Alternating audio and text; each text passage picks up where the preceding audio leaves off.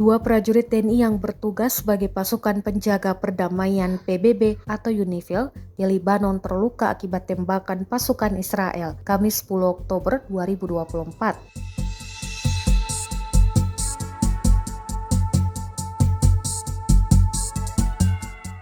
Sejumlah negara pun mengutuk keras serangan tersebut termasuk China. Juru bicara Kementerian Luar Negeri China, Mao Ning, menyatakan prihatin atas insiden yang dialami dua prajurit TNI. Ia menyebut serangan terhadap pasukan penjaga perdamaian PBB adalah pelanggaran serius terhadap hukum humaniter internasional.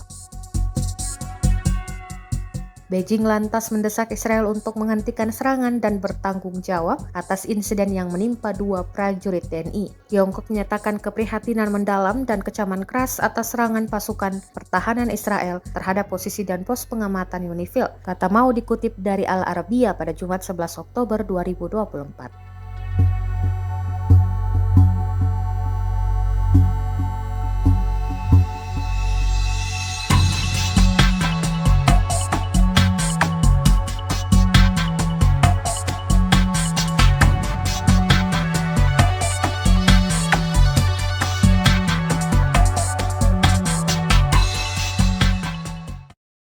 Download Tribun X sekarang, menghadirkan lokal menjadi Indonesia.